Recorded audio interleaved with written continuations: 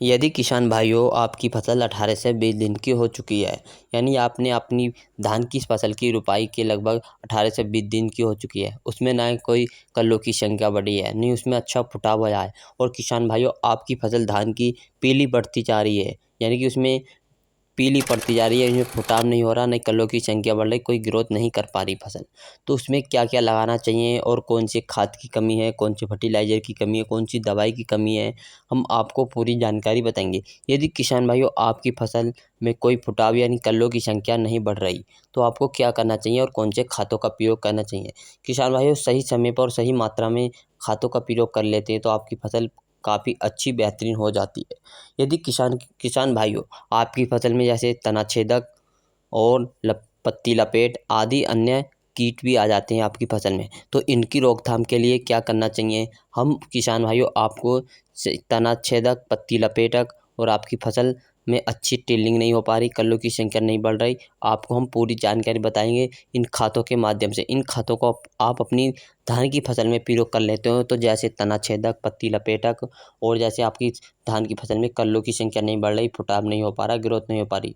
इन खातों का प्रयोग करने से आपकी फसल में ना ही तो कोई तनाछेदक, पत्ती लपेट कीट आएगा, ना दीमक लगेगी किसान भाइयों, और इसमें ग्रोथ भी अच्छी होगी और कल्लों की संख्या भी अधिक बढ़ेगी, टेल्लिंग भी अच्छी निकलेगी। तो किसान भाइयों बने रहिए हमारे अजयपाल एग्रीकल्चर यूट्यूब चैनल पर। किसान भाइयों चैनल पर नए हैं तो चैनल को सब्सक्राइब करें, वीडियो को अंत तक देखें। तो किसान भाइयों यदि आपकी फसल 18 से 20 दिन के बीच की हो चुकी है और उसमें कोई भी फुटाव नहीं हो पा रहा, तो आपको क्या करना चाहिए?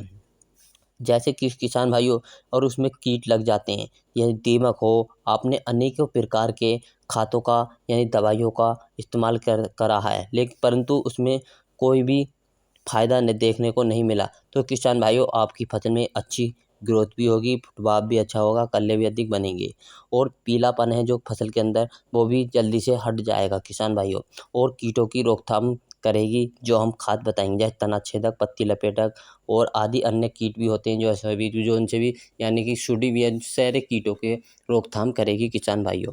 और किसान भाइयों इसके आपको इस वीडियो में हम आपको पूरे इस ऐसे खातों के बारे में बताएंगे जिससे कि जिसमें आपने अभी तक अपनी धान की फसल में नहीं डाले हैं, उसमें डालेंगे तो आपकी काफ़ी अच्छा फ़ायदा देखने को मिल सकता है।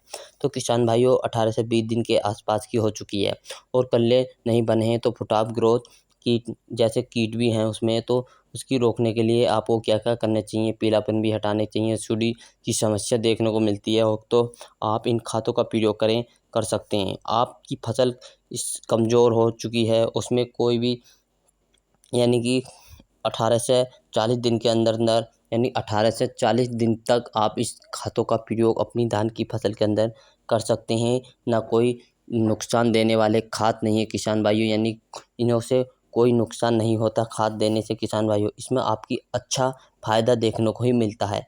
जैसे तनाछेदक, पत्ती लपेटक और पत्ती लपेटक और तनाछेदक में क्या अंतर है? तो किसान भाइयों इसमें जो आपको तनाछेदक कीट होते हैं उसमें जो आपकी जो पत्तियाँ होती हैं, वो जो तना होता है, बीच की गोप तो कहते हैं, वो आसानी से खिंच जाती है और उसमें उसके अंदर एक सुंडी देखने को मिलती है। इसकी जो सुंडी होती है यानी पेड़ के तने को काट लेती है और वो सूखने लगता है। आगे चल के इसमें बालियाँ नहीं बनती, बालियाँ बनती है तो सूखी पड़ जाती है, इसमें दाने नहीं बन पाते किसान भाइयों। इनकी समस्या काफ़ी देखने को मिलती है क्योंकि किसान भाई इस बात पर गौर नहीं दे पाते और अपनी खाद धान की फसल में दवाइयों का यानी फर्टिलाइज़र खादों का प्रयोग नहीं कर पाते। तो किसान भाइयों आपको सही समय पर इन खादों का प्रयोग करना है। ये समस्या आपका 2024 में अधिक चल रही है किसान भाइयों। इसकी रोकथाम के लिए आपको क्या-क्या करने चाहिए, पूरी जानकारी हम आपको बताएँगे किसान भाइयों। चलते हैं किसान भाइयों कि इनकी रोकथाम के लिए क्या-क्या करना चाहिए और टिल्लिंग भी बढ़ेगी, धान में कल्लों की संख्या भी अधिक बढ़ेगी। किसान भाइयों अच्छी ग्रोथ भी बन पाएगी और तो किसान भाइयों यानी कि मैड़ा भी अधिक करने वाली खादों के बारे में बताएँगे और ये आपकी फसल में कीटों की रोकथाम भी करेगा। तो किसान भाइयों सबसे पहले जो आपको लेना है, आपकी फसल 18 से 40 दिन के अंदर आप लगा सकते हैं, 40 दिन तक भी आप इनका प्रयोग कर सकते हैं। तो आपको सबसे पहले जो लेना है किसान भाइयों, आपको लेना है 50 से 60 किलोग्राम यूरिया। 50 से 60 किलोग्राम लेना है किसान भाइयों आपको यूरिया, और यूरिया काफ़ी अच्छा रहता है पौधे की बढ़वार के लिए काफ़ी अच्छा रहता है। इसमें नाइट्रोजन अधिक होती है किसान भाइयों, इससे पौधे के लिए हरा भरा रहता है पौधा। और इसके प्रयोग करते हैं तो आपको धान की फसल में यूरिया की मात्रा आपको 50 से 60 किलोग्राम प्रति एकड़ के लिए लेना है। इसी के साथ लेना है जो आपको 1 किलोग्राम हेमिक एसिड लेना है किसान भाइयों। 1 किलोग्राम हेमिक एसिड लेना है, सूखा वाला हेमिक एसिड लेना है किसान भाइयों, आपको लिक्विड नहीं लेना है। हेमिक एसिड की मात्रा आपको 1 किलोग्राम प्रति एकड़ के हिसाब से गिननी है किसान भाइयों। इसी के साथ साथ जो आपको लेना है तीसरे नंबर पर थाइमोक्सिन लेनी है। थाइमोक्सिन तो लेनी है आपको 25% वाली लेनी है किसान भाइयों। थाइमोक्सिन लेनी है 25% वाली, दानेदार वाली होती है किसान भाइयों। इसकी मात्रा लेनी है किसान भाइयों 400 से 500 ग्राम प्रति एकड़ के हिसाब से आपको उसकी मात्रा लेनी है।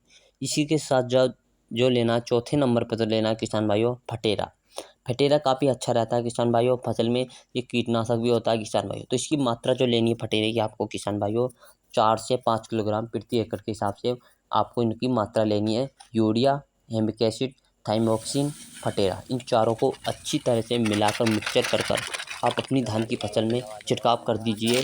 और छिड़काव कर आप 8 दिन के अंदर इतना बड़े